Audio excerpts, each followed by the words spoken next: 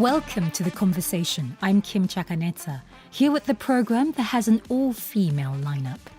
Each week we bring together two women from different countries to have a candid conversation on a topic they feel passionately about. And today I'm with two women who say they were convicted for crimes they did not commit.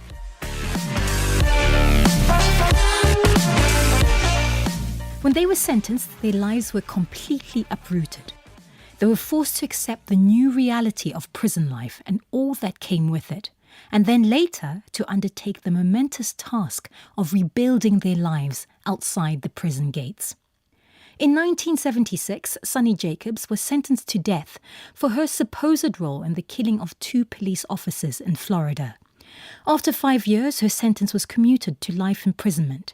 She always maintained her innocence, and after 17 years in prison, she was offered release if she would enter a plea for a lesser charge of second-degree murder, but in which she did not admit guilt. Otherwise, she faced a retrial and possibly another death sentence. She took the plea deal and was released on time served. Her case has since been highlighted by legal campaigners in the US as an example of a wrongful conviction involving the death penalty. Sunny, you've said that you were simply in the wrong place at the wrong time. But when did it begin to sink in that the events of that day in Florida were going to affect the rest of your life?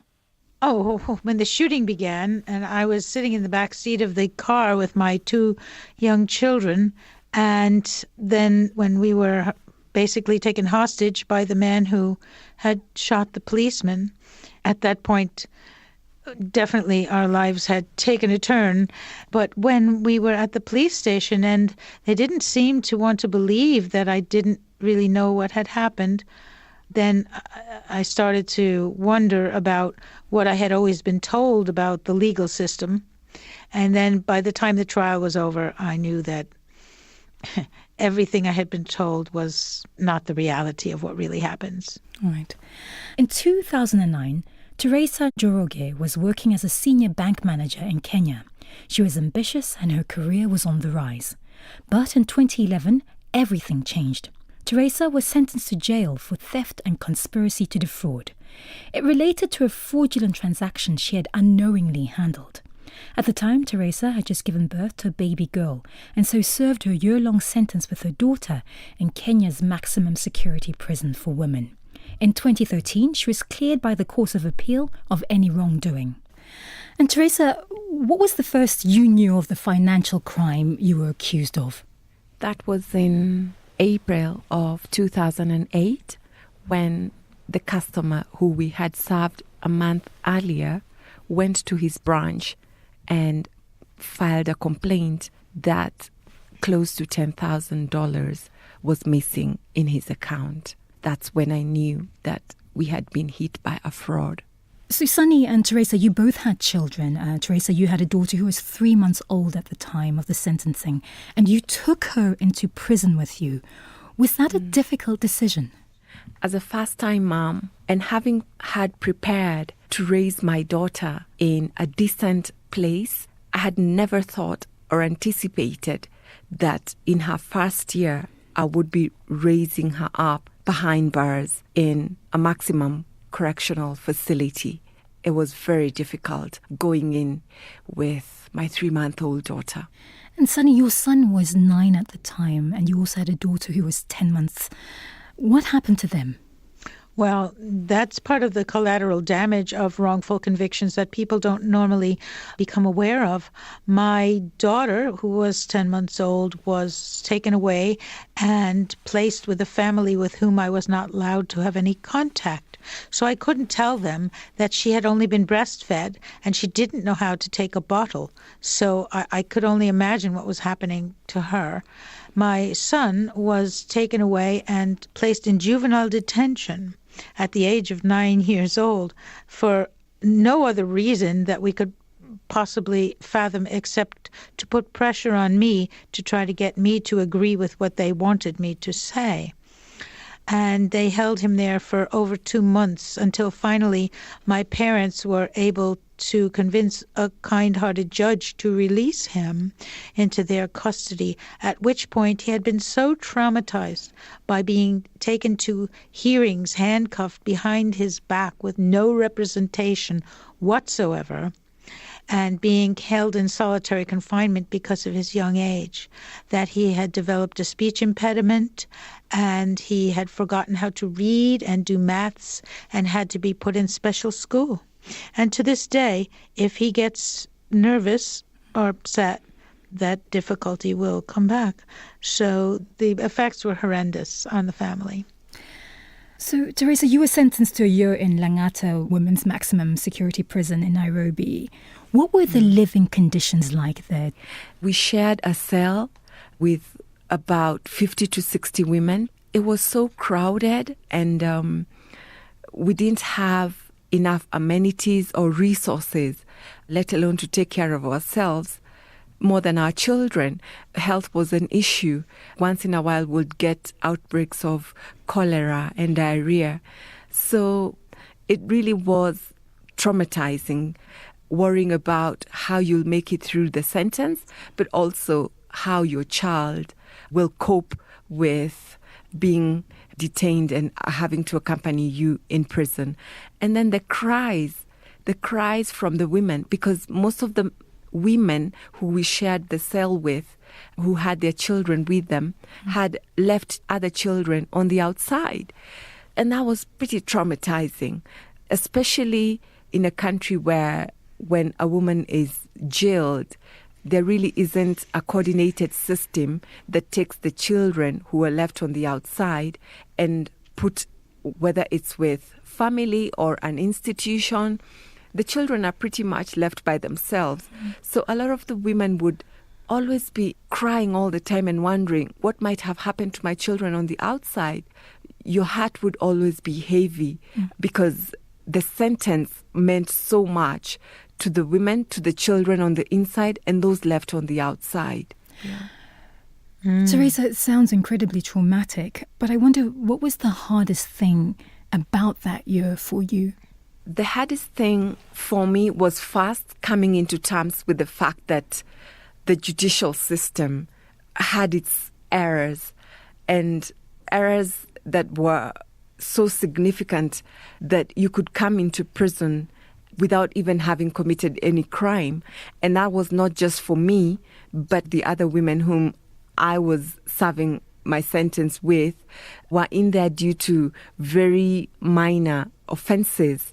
I felt we were at the end of that conveyor belt, and a lot could have been stopped earlier on, right from the time of arrest. But then again, just the thought of bringing up my firstborn child in prison, the shame, the embarrassment, the loss of status in society that brought with it, and also just knowing that for the rest of my life, I would always tick that box that, yes, I have been convicted for a crime, that I would carry this with me for the rest of my life, and that I would have to explain this to my children in future, just knowing the weight that this sentence carried with it. Right. And Sunny, obviously the circumstances were very different for you. You were effectively on death row after the judge in your case imposed the death penalty. Was there ever a date set for execution? No, they never actually set a date for my execution. It was interesting because my jury actually voted for life. They weren't convinced, and so they weren't comfortable with giving me a death sentence. But the judge overruled the jury and gave me the death sentence anyway. And that was a main reason why the death sentence was overturned when we finally got to the stage of the first appeal, because he didn't give a proper legal reason for having done so. And Sunny, you spent 5 years in solitary confinement in a small cell, going out once or twice a week. What do you remember about that period of your life? In the beginning, I really was just overwhelmed with my situation and the fear and the anger and the confusion that went with it, because I had never hurt anyone in my entire life except maybe somebody's feelings. And for this to happen to me as a young mother and kind of a hippie, kind of a person, and peace and love and vegetarian, it just was the furthest thing from my life. To say it was a death row really isn't quite accurate because I was the only woman with a sentence of death at that particular time in the United States. So I was kept in complete isolation from the rest of the prison population. And that made it even more of an intense experience. But as a result, it also became transformative for me because there was no one to speak to. There was nothing. And so I had to reach deep down inside myself and find my connection to actually God and the rest of humanity. I ended up realizing that they don't really get to control me. They only get to control where my physical body is. But inside of me, my life still belonged to me. And I could still decide whether I lived my life in fear and confusion and anger, or whether I used my time, be it long or be it short, to make myself the very best person that I could be, which seemed to me to be the best option no matter what was going to happen to me in the end. And how long, Sunny, did it take you to get from that point of feeling overwhelmed by the sentence to acceptance? It sounds like, you came to a sort of acceptance of your situation. These days, I think they call it radical acceptance. But it's hard to say because there was no sense of time whatsoever in my cell. I wouldn't really know if it was day or night, except for the fact that there was a long period between the meals. So that's the only time anyone ever came to my cell, except for every hour they came to write down what I was doing. So it was maybe a couple of months, 2 to 3 months, until finally I just got sick of myself. I couldn't see spending the rest of my life with an angry, confused person. It just wasn't the way I ever had been, and it wasn't how I wanted to be. And then the only 2 books that I had were a law book and a Bible. And I was only allowed to get letters at that point from my family and from my husband, Jesse, who was on the men's death row as a result of the same injustice. And so I used my time to do yoga and meditation and prayer. Those became my trinity. And that's how I changed my world. And Sunny, when did you realize that there might be hope, that you might not spend the rest of your life in prison? I always hoped, but after my sentence was changed from death to life, and I was out in the prison population, one day, it was like a little voice said to me, and I didn't know if it was coming from inside of me or outside of me, "You will be released when you're 45 years old." Oh. And from then on, I felt more comforted. And that's exactly what happened. Let's pause there. A reminder that you're listening to The Conversation, and today I'm talking to 2 women who were wrongfully imprisoned and now help others adjust to life after jail. Sunny Jacobs runs a retreat for other victims of wrongful conviction known as the Sunny Center, and Teresa Joroge founded Clean Start, which supports women and girls leaving prison. So we've spoken about time in prison, the conditions and the challenges. Teresa, how much of a priority was getting your conviction overturned after you were released? Did you feel you could move on before that happened? It was really a huge priority for me to get that justice. Just knowing deep down inside that this is a crime that I had not committed, I really did want that vindication, not just for myself, but for my children too, and for my family. And so my father put in concerted effort and assisted me to get legal representation, because legal representation is pretty expensive. And if you can't afford it, then you really can't chase the vindication.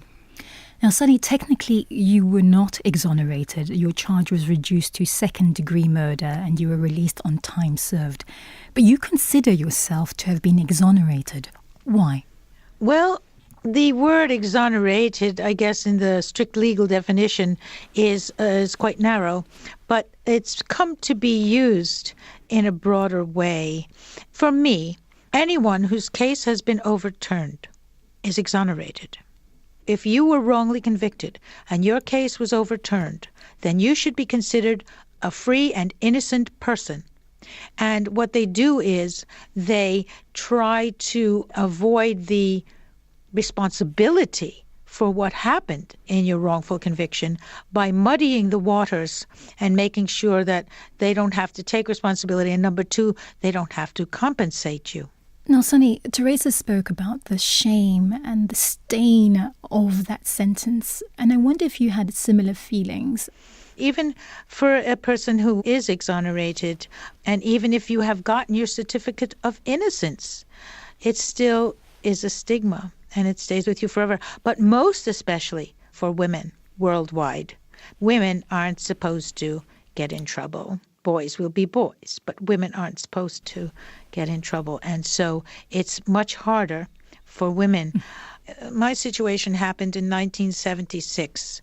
I was released in 1992. And at that time, there was no knowledge of wrongful convictions. People thought you must have done something for them to focus on you. They didn't understand the way that they do now, that these mistakes happen far too often. At that time, I had no expectation of help. My parents had died in a plane crash while I was in prison. My children went into foster care. So I really didn't have anyone to turn to except some friends who gave me a home to live in with them, or I would have had nowhere and nothing. I was 27 when I went in. I was 45 when I came out. No one was going to hire me. I mean, as a 45-year-old woman, it would be difficult to get a job anyway. But as a 45-year-old woman with my work record, it would have been impossible. So I basically just employed myself. And I had been doing yoga and ended up teaching yoga in the prison and become certified. And so I just employed myself and became a yoga teacher. Now, Teresa, although you were in prison for a relatively short time, a year, presumably it still had a major impact on your family relationships, your friendships, your career by the time you got out. I had underestimated the ripple effects of going through the criminal justice system and coming out back into society as an ex-convict. I truly had underestimated that because I thought to myself, once I get exonerated and cleared, I would get accorded the justice. But far from it, I was now considered and treated as an ex-offender, irrespective of the fact that I was even exonerated. The challenges of reintegration were so huge. It not only was heavy for me, but the other women who I served time with, as each day passed by and they came out, they would call and look for me and find me, and they would be like, I have no place to stay, because most of them came from very poor backgrounds, had no education whatsoever, had never been employed in the first place. And as the numbers increased, I now understood what it was like to come out and try to reintegrate back into society. No one really wants anything to do with you. And right from the government level to the faith-based organizations, to the corporates, to families, relatives, a lot of these people do not know how to handle or deal with people who are returning back into society.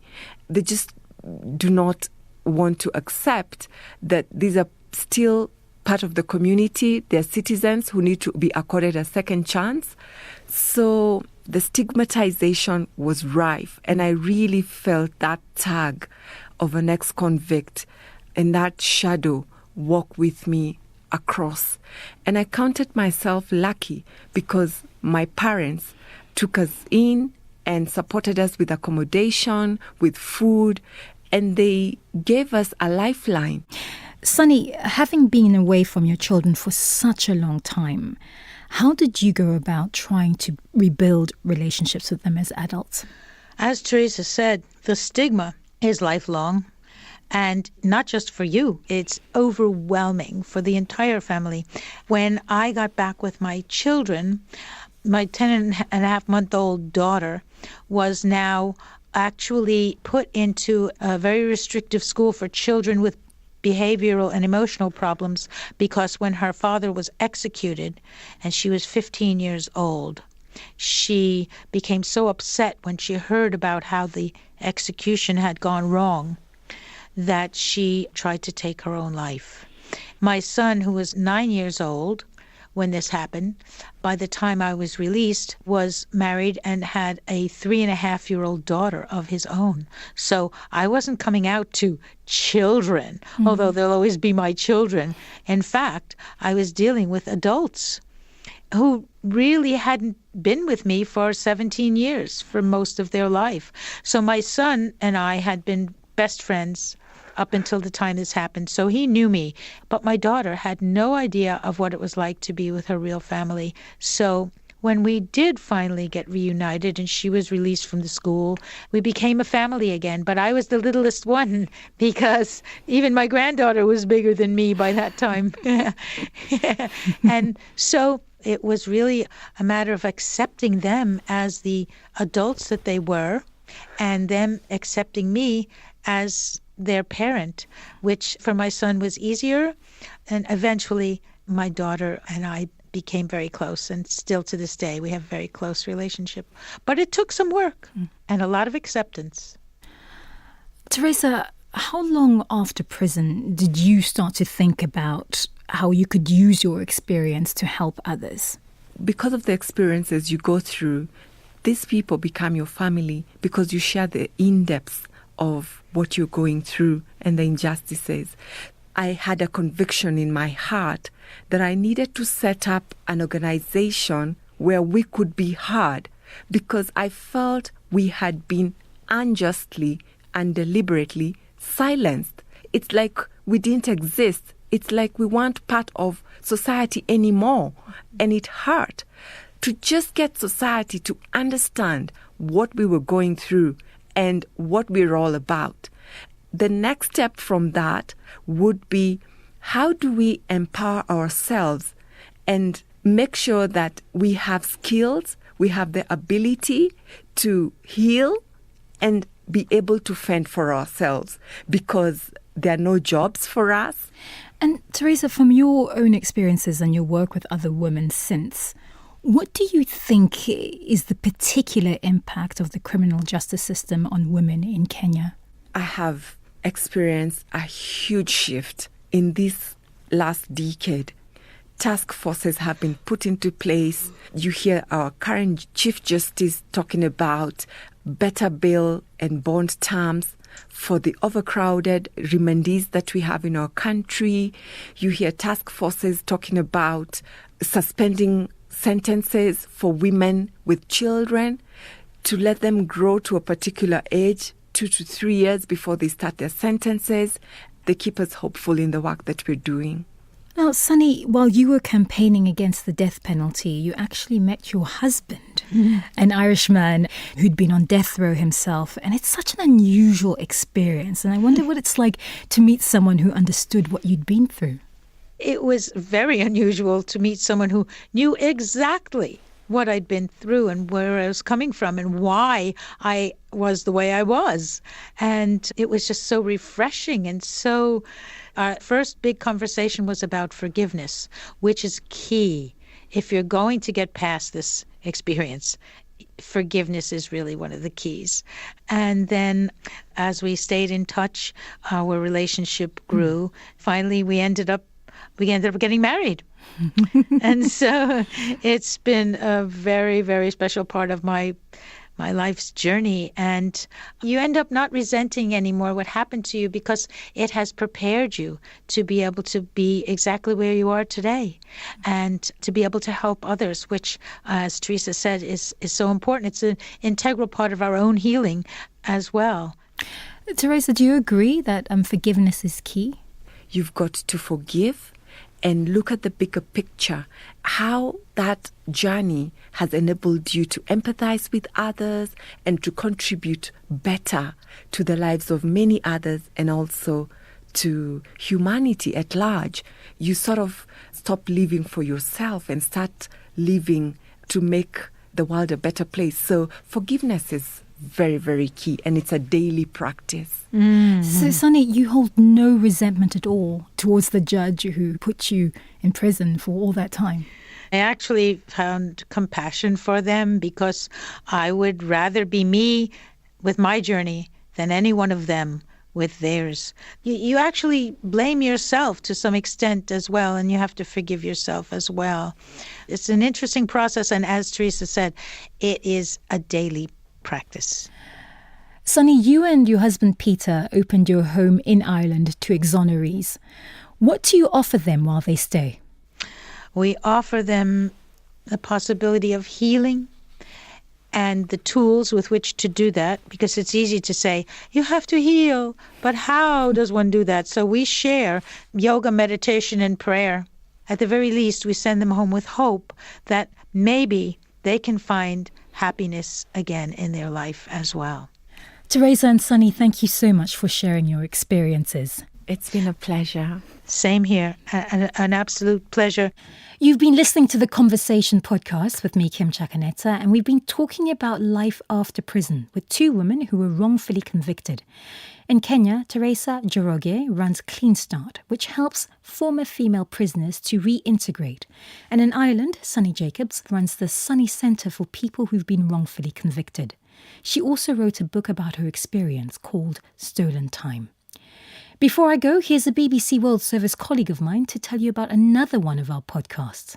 Still full of fascinating stories from around the world, it's just that most of them revolve around kicking a ball. Hi, this is Manny. I'm the host of the World Football Podcast from the BBC World Service, the podcast for football fans everywhere. Each week, I'm joined by a panel of soccer luminaries representing North America, Europe and Africa. Say hello, guys. Hello. And with their help, I'll be celebrating the highs, commiserating with the lows and reflecting the passion that's felt in stadia across the world. Whatever your team, league or country, world football is leading the conversation on the global game. Find it wherever you get your podcasts.